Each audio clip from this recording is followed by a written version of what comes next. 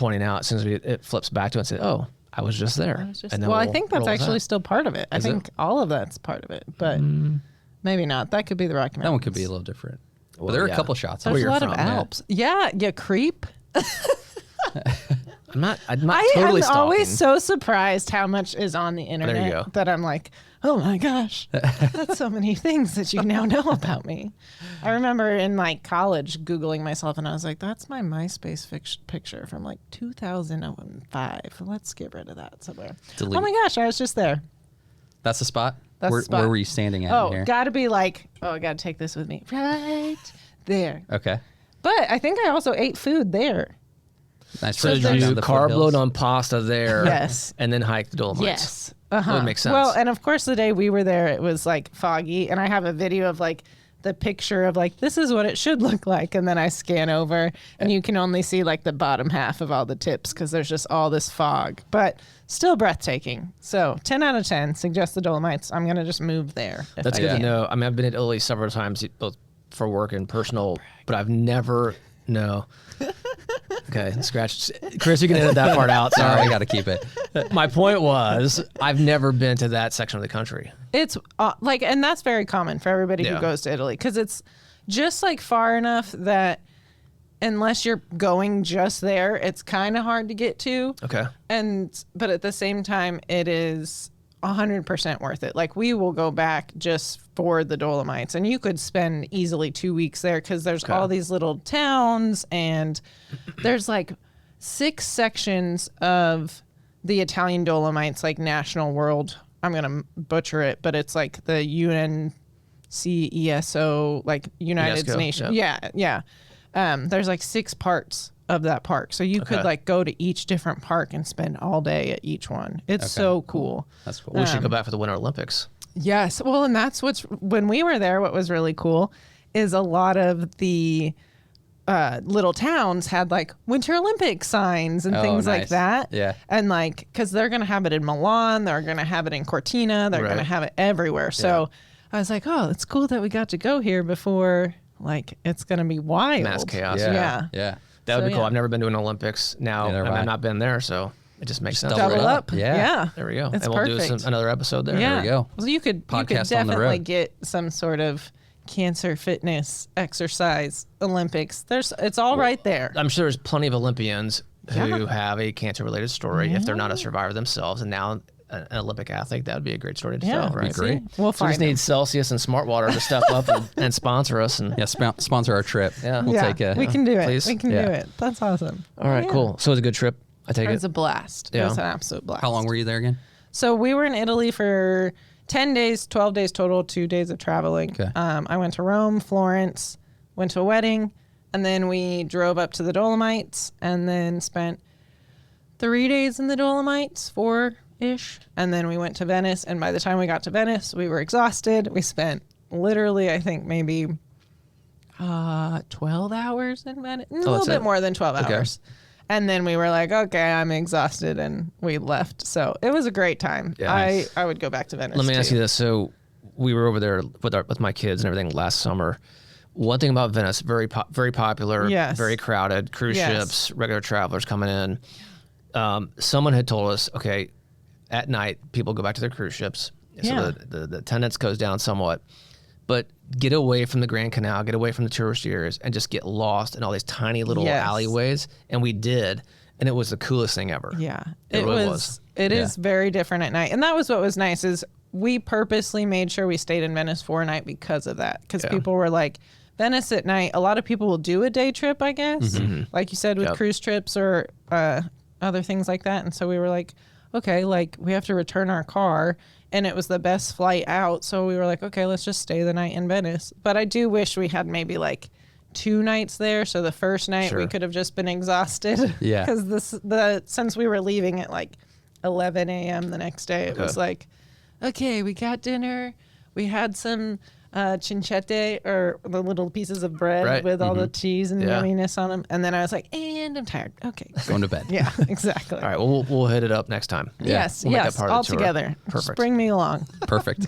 All right, cool. Should we get rolling? Let's do it. All right.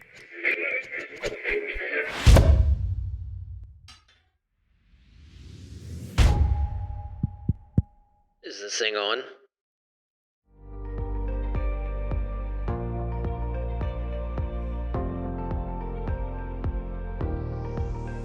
Hey guys, welcome back to another episode of the Summits Podcast. Thank you all for joining us from wherever you get your podcasts, or for those of you watching on the Heroes Foundation YouTube channel, thank you for doing so. If you hadn't hit that subscribe button, please do so. It won't cost you a trip to Italy, I promise, unless you want to sponsor our trip. We're happy to chat. Also hit that little notification bell icon so you can be alerted when new episodes like this very one drop. Today, we have the pleasure of hosting Miss Danielle Halsey. Do you want to go with Danny or Danielle? Whatever you want to call me. I go by either. Go with Danny. We'll do Danny. Okay, we'll do Danny. All right. Welcome to the Summits Podcast. Thank you. I'm super excited to be here. Why don't you give your own little intro, if you would? All right. Well, I'm Danny. I'm an exercise physiologist with the Indiana University Simon Comprehensive Cancer Center. I hope I got all of the C's in there. And I'm the lead exercise physiologist of the MOVE program at the Simon Cancer Center. Okay. About me, I'm actually born and raised in Colorado, and I moved out to Indiana I think it's about 5 years ago now. So I surprisingly like Indiana more than I thought I would. So thank you. Yes, right. yeah. Good. I think. Good. Yes. Well, being somebody that was constantly outdoors growing up, I have found a new love for being outside out here because you guys got a lot of really good trails. So that is a nice thing about Indiana. And so I'm glad I found that. But actually through moving to Indiana, a little bit about me, I started doing triathlons and powerlifting and kind of forced myself to do some more different types of physical activity or exercise. But so grew up in Colorado, got my undergrad and my master's at University of Northern Colorado. I have a master's in exercise physiology, and I'm an ACSM, so American College of Sports Medicine certified exercise physiologist.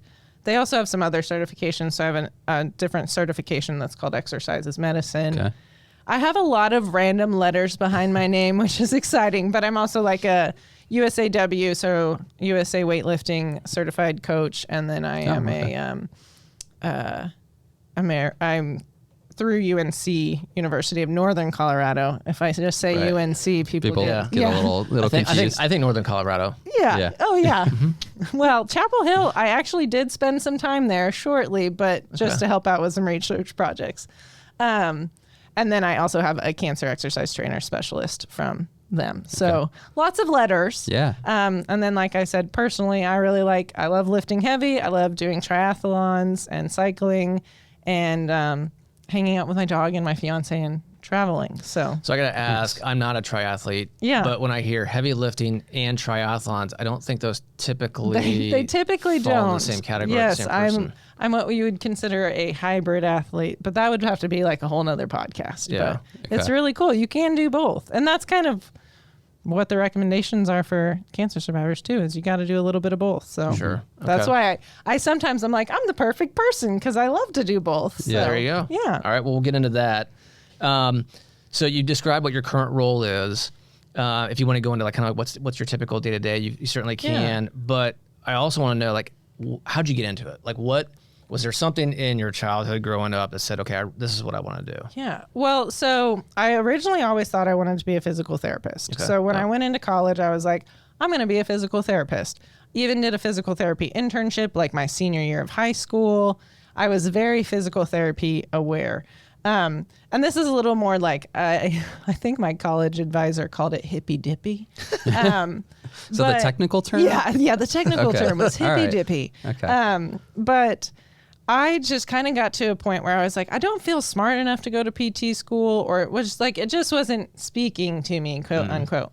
And so where I went to college is University of Northern Colorado, and they had one of the first cancer rehabilitation programs in the nation. Okay. And essentially what had happened was I was like walking through campus one day, and I came upon the cancer rehabilitation place, and I kind of talked to some people there, and I was like, oh my gosh, like this is what I want to do.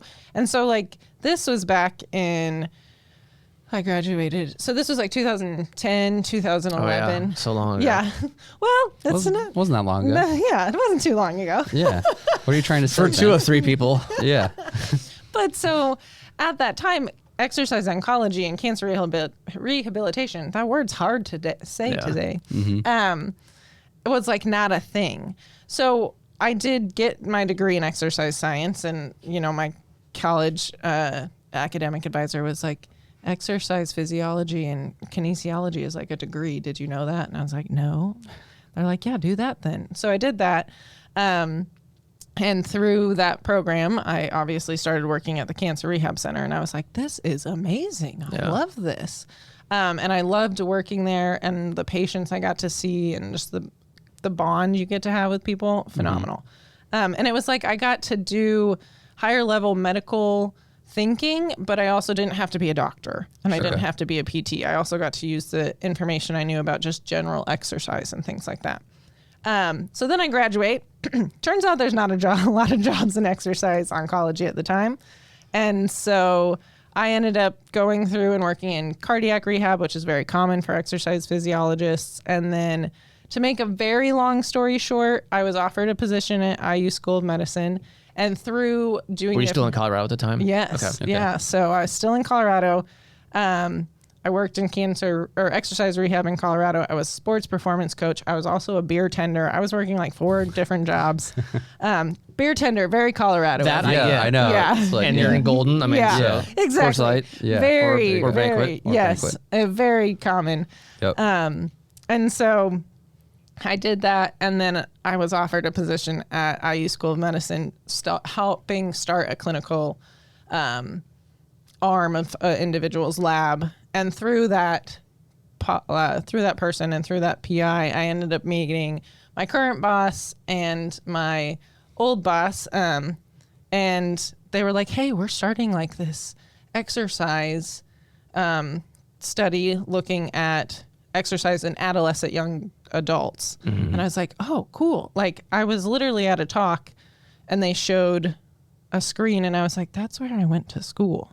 And so I walked up to the presenter, and I was like, hey, I went to school there. Like, I have a degree from there, and I worked at that cancer rehab. And she was like, oh my gosh, like, come help work with me. So I ended up switching to Peds Hem-Onc, worked there for 4 years.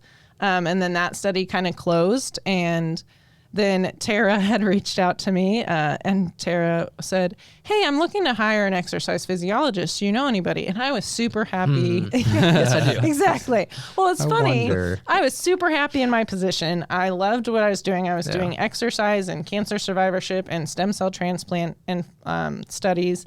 Okay. And so I was like, yeah, I gave her a list of people, helped her with the job description, all this stuff.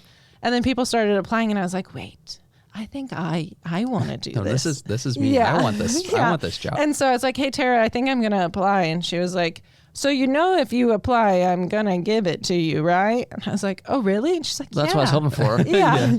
And so then that's how I ended up where I'm at currently. Was I have been lucky enough to I always knew cancer rehab was something I had a really big passion for. Yeah. And for some reason, it just kept bringing up in my life and coming back to me, and we kept kind of meeting along the way. And I was like, I guess this is what I'm supposed to do, because I was set to go to PA school, and then Tara was like, hey, you want to work with me? And I was like, well, see you PA school. I'm going to go start a cancer rehab program for adults. Right. So, that's cool. Yeah.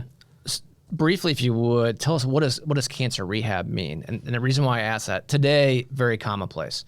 23 years ago, when I went through, was not happening. No, not at all. They were just on the cusp of saying, okay, we had this pilot project of providing, a dietitian and some psychosocial services and this, that, and the other, and kind of bundling it together, which today is like, no offense, like everyone has. It's commonplace. But 23 years ago, it wasn't. So for maybe the average listener or viewer who maybe has not had a personal cancer experience, tell us a little bit about what cancer rehab means to you and what you guys are doing. Yeah. So our program specifically is a little different, because cancer rehab can look different at each facility. Sure. We're under what's called our supportive oncology department, and our goal is to have services for all aspects of somebody's health. Like, somebody's health is not just whether or not you can get up and walk around and go up the stairs without getting short of breath. But so our program in supportive oncology and cancer rehab, like you said, should encompass everything, both the mental aspect, the nutritional aspect, the physical aspect. And so the MOVE program itself has a physical therapist who's oncology certified and trained. And then they have me, our exercise physiologist, who has a background in oncology as well. And then what we do is if we notice through surveys and are just talking to patients or really, it's mostly surveys and talking to patients, if we're having issues in other aspects of their life or if they're having issues in other aspects of their life, we're able to refer them out. And so cancer rehab is looking at everything that this patient has gone through or might go through and trying to help them get to their best version of themselves. At least that's how I envision cancer rehab. And, you know, most people listening to this podcast know there's a lot of things that come with a cancer diagnosis and cancer treatment. And so we're really trying to help eliminate what we can or just improve what we can along the way. Yeah. So what are the typical things that you guys see that you're trying to work on with a patient? One of the big things is cancer-related fatigue. Yep. That's probably the most common symptom that patients will report. And then just general like weakness, the ability to not really do the things that they used to be able to do. Breast cancer, you'll see a lot of brain fatigue or brain fog, I guess I should say. And then just not feeling like themselves anymore. And that's probably the biggest things that I'd see. And then with the exercise, it's always wild because the first few weeks, everybody will do an exercise session or two. And they're like, I was so tired after I left here. Like I just slept on my couch. And then the next week or two later, they're like, I have a lot more energy. Like I was able to do my laundry and take my laundry basket upstairs without being winded. And I'm like, yeah, that's the whole point. Like it's really cool. Yeah. And it's been so counterintuitive for a really long time. Like, I don't know what your physicians might, I know you said you were kind of on the cusp of when that stuff was happening, but for a while it was like, no, you need to just lay down, relax and rest. And it's like, nope, we need you to try and do anything, whether it's 5 minutes or 20 minutes. Inactivity is the last thing that we want people to do. Okay. And so that's the big thing of trying to be like, okay, I know you're tired, I know you're fatigued, but surprisingly, this will help you. Yeah. I've seen, you know, those that I've known have gone through kind of a total mixed bag. So for me, I know that I'd have treatments on a Thursday morning. The rest of that afternoon, I was wiped. Friday, I just kind of felt like I was hungover. Yeah. And I was pretty young at the time. I was like, oh, yeah, I remember what this felt like. And then progressively over the next 2 weeks, you know, obviously felt better. Yeah. And I've had some people who it just wipes them out completely. And then like Stuart Scott, when he was here, for he worked out like I mean, he was already working out normally, but he actually amped it up and just worked out like a maniac. And he said for him, it was much about making him feel better physically as well as upstairs. Yeah, because depression, anxiety, and like just overall mental status does seem to be another big side effect because if you think about it, it's all encompassing, right? You don't feel good, you're tired, you don't feel like yourself anymore. So then you're like, oh, well, I'm now sad about all of these things. Yeah. And my medical bills, I'm so like there's just so many things. It's a accumulation of so many things. And we know that in even general population, if you're not going through cancer treatment, exercise has these benefits. So why would it not be beneficial for those that are going through treatment? And so it is very interesting that you brought up the fact of individuality, right? That is one of the largest things that is necessary with the cancer rehab or just cancer exercise prescription in general. Is like patients are going to be different. And while exercise and the guidelines is everybody should be getting 150 minutes per week of moderate physical activity or 75 minutes of vigorous physical activity, that's not realistic for everybody. Like for your person who was already exercising prior, yeah, maybe 150 minutes is completely realistic. But if you were completely sedentary before, now you feel like crap, and you want me to do 150 minutes, like most people would just flip you the bird and I have to leave the room. Right. But so that's why you start with like, okay, give me 5 minutes and then slowly progress from there. And then there's another really cool thing that I'm like amped about. So as I kind of touched on in my intro, I have a sports performance background. I worked with elite athletes. I worked with tactical military individuals, and I loved that. And so it's really fun for me to encompass all the aspects of my life. And so another big thing that's coming out is looking at periodizing people's exercise programs to their cancer regimes. Okay. And so that's another thing that you can look at is like you have program A and program B. Program A is when you're, 2 days post chemo and you feel like a hungover 21-year-old again. Yeah. Mm-hmm. Or program B is when you're feeling really great and you don't have chemo for another week or two.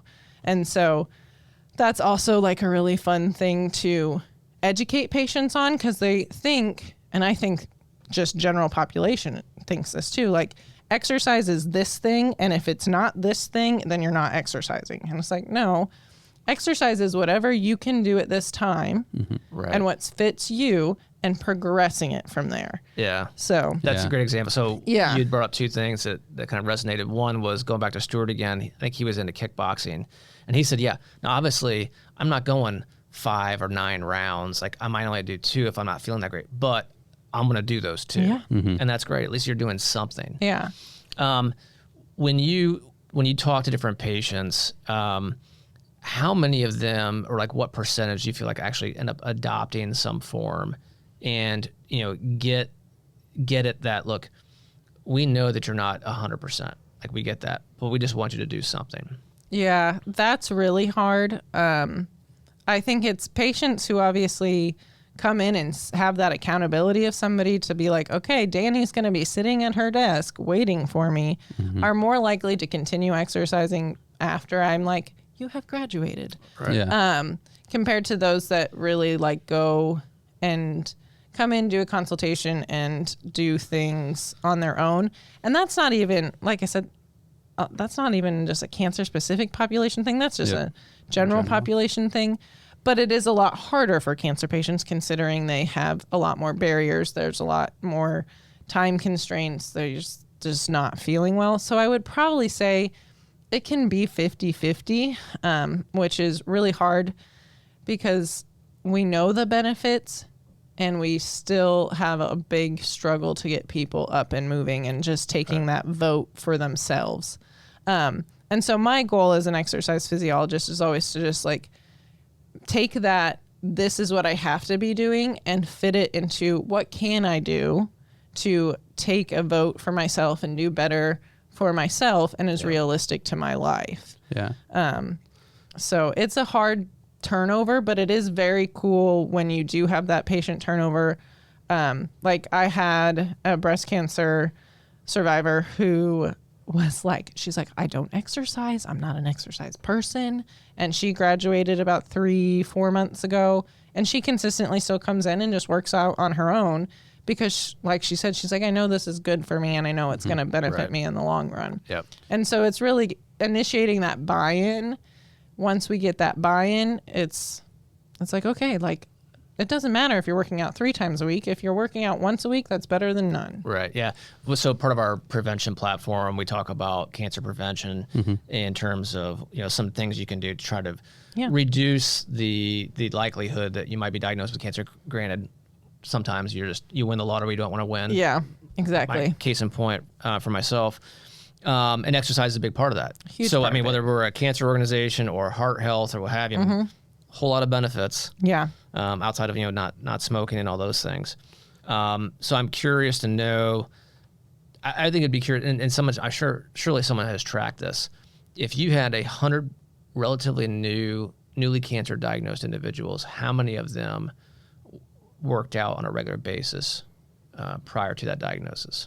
Oh, I don't. I would have to look at the study if there was one, but and obviously you could break it down even more. You would probably, it would probably be less than half, to be honest. But the thing is while exercise can help reduce your risk of it, it doesn't mitigate it completely. So like you said, you can have a completely healthy individual. Like I worked as a rehab tech for a long time, and we had a 61-year-old individual who was playing basketball with his kids one day, had a massive stroke the next day. He was a very active individual, but, that day his card got pulled kind of thing. He pulled the wrong numbers. But yeah, and really what you see a lot of research looking at is that those who were active prior to their diagnosis are going to have better outcomes prior and during their treatment are going to have better outcomes than those who were inactive. Sure. So I think that's more where the research is at, not necessarily, okay, who was active and who got diagnosed, but rather like these individuals or more active people were less likely to have. I think I would want to higher... break that research down even further, of course, and then look at the type of cancers they were diagnosed with. Yes, exactly. And say, okay, well, these types of cancers, you could be Lance Armstrong. Yep. If you win the lottery, you get diagnosed. It doesn't matter. Yeah. But there are other forms of cancer where if you are more sedentary and don't work out, you might have a higher probability of being diagnosed with that. So yeah, and I wish I had the infographic memorized in my head, but they do have. ACSM has an infographic about a study that just came out that being physically active is going to reduce your risk of at least 7 different types of cancer. And that's like breast cancer, prostate, lung, a lot of your big ones. So just being more active in general, like we said, it reduces, does not remove. Right. And so that's a big thing there too. Yeah. Okay. Do you ever work with any local gyms, physical therapists or things like that? So posts that are out of your care to continue with any programming going forward? Sometimes. So one of the big programs that we see is Live Strong through YMCA. And then Hendricks County also has a exercise program, but mostly I will refer to friends or people that I know. Okay. Yeah. But really we try to keep our PT patients with our oncology trained physical therapists. But obviously if I have a patient who lives in Columbus or Bloomington or Fort Wayne, I'm not going to be like, excuse me, no, you have to drive 3 hours to see me. So I try to reach out to community resources, but I do provide at-home exercise programs for people to do on their own. And then when they come in, I say, okay, let's tweak that program, see what's working. Let me watch you move. What is going well? How frequently are you actually doing this exercise program? And things like that. Okay. Yeah. Cool. And then in March, telling them to participate in Fit for Heroes. Yes. Yeah. Yes. Obviously. And come spin, come walk. Exactly. Yes. It's perfect. Well, we kind of touched on how to improve cancer-related fatigue using exercise. I know that was a podcast that you've done previously and talked about that. Was there anything we didn't cover that might fit into that category that you'd want to share? I think the biggest thing is just getting up and moving. Yeah. So like it's been shown that aerobic activity at least 3 times a week for 30 minutes at a moderate intensity is going to be the most beneficial. And I could share an infographic with you because it's really nice and it's a piece of education I give a lot of my patients. But it has like, okay, if you have this symptom, this is the dosage that has been shown by the research that is the most beneficial. But a majority of it is at least 3 minutes, is at least 3 days of 30 minutes of aerobic activity and 2 times a week of some sort of strength training. And it's been seen to help improve sleep, anxiety, depression, cancer-related fatigue. And so that can, I think the big thing a lot of people get hung up on is like, so what is that? And it's like, it's what you can do. So if you have walking paths around you, that's awesome. Do 30 minutes of walking. If it is cycling that you enjoy doing, or you have a recumbent bike and it's 100,000,000 degrees outside, do the recumbent bike. Right. If it's just walking your dog or playing with your kids for 30 minutes or chasing ducks around your pond. I don't know. I was trying to find an obscure. I was trying to find an obscure. That's an activity I do quite often on the weekends, actually. Trying to scare off geese. Yeah, that's me. Yeah. Trying to keep them out of my yard. You know? Well, yes, danger noodles are something I've heard. Oh, no, there's snakes. Never mind. Right. But so just trying to find what works for you. If that's Zumba, if that's online yoga, just anything that works for them and you as a human is what's going to be right. And, you know, getting, as one of my favorite Peloton instructors says, like getting a nice little donut glaze look going on, a little breathless, getting your heart rate up is going to be the best thing you can do. And so I think we get more hung up on like, this is what I have to do rather than like, what will I actually do? Right. And how much do I need to do? And like, we get very nailed down into the nitty gritty. And so I think that's the biggest thing that I always like to touch on is like 30 minutes, 3 times a week has been shown to help. So start there. And then if you're like, man, I love doing this, like, okay, great. Add another day. Right. Okay, great. And vary it. To keep it exciting so you're not doing the same thing every time. And exactly. That's why I ended up doing powerlifting and weight and triathlons. Yeah.